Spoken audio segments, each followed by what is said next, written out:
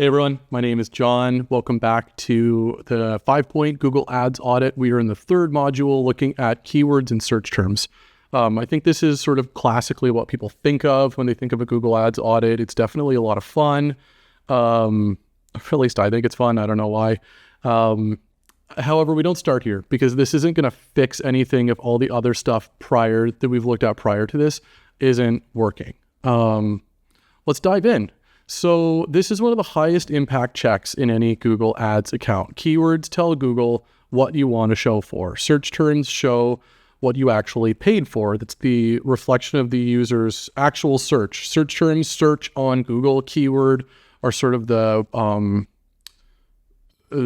information that you give Google. So those two things match. Increasingly less and less.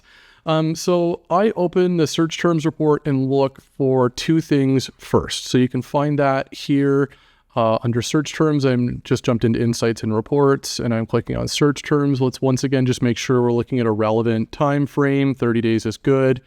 And then but let's start with no campaign filters. So we're only looking at all campaigns, only looking at campaigns that have been enabled over the last 30 days or that are currently enabled, I should say. So a couple of things. I want to look for irrelevant or low intent searches. So let's return to that idea of business goals and campaign purpose.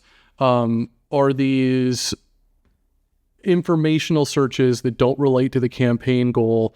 Something like, what is massage? What is Thai massage? Would be a terrible search to display for. It doesn't relate to what the service offering is for the business. I'm not an education company that's trying to teach about Thai massage. I am trying to deliver a service to a company. So these all look pretty good. This is a little bit weak, to be honest with you, but we can take a look at that in a little bit more depth. But in general, these are good. I also want to mark out, and you can download these if you prefer to work off platform for color coding stuff or whatever.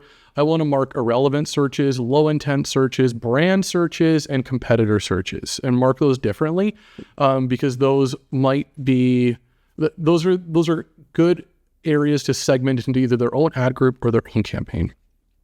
But first of all, anything that clearly won't turn into a customer, I want to make sure I'm segmenting. Those should become negative keywords. We can add them from here if you so choose. Then I want to look for high quality searches that convert well. So I'm going to get some of the cost per conversion data. I can see what my account average is over the total period here. Let's just expand this somewhat. There we go. As you can see, there is some obscurity here in terms of search terms that it's not reporting on. But in general, across the whole account, my cost per conversion right now is $15.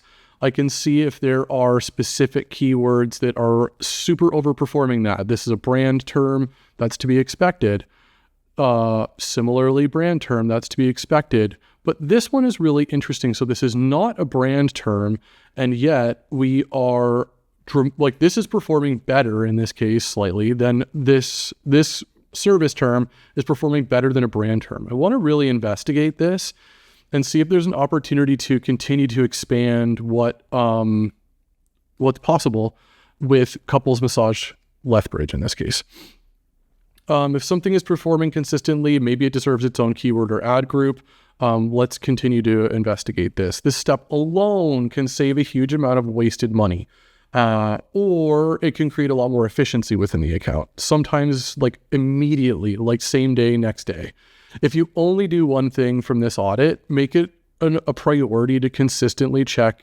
That's not true. The first two steps are important because you're not going to get anywhere without them. But this should become a part of your regular maintenance of your account. This should be a weekly thing, is to look at your search term report and look for opportunities, waste, that. This is where user intent becomes visible because we can actually look at real searches. We also want to return to the previous idea of brand versus non-brand segmentation. We talked about this before, but it's probably worthwhile you looking at drilling into a specific campaign and seeing how often you can rank within this platform by click, let's say. If I'm organizing in that way, how often is brand showing up? Can I train it out? Do I want to? Do I not want to? There's no right and wrong. There are questions to be asked, and that can inform strategy. In this case, as I've mentioned, because the brand Real Thai Massage Therapy contains the primary service offering, Thai massage or Thai massage therapy, we found no ability to properly contain brand. This is a bit of an outlier. I should probably not be looking at this account, but I have permission to use this one. So the main thing is that we're asking questions, and do the answers make sense? So the next thing that we're looking at is ad rank.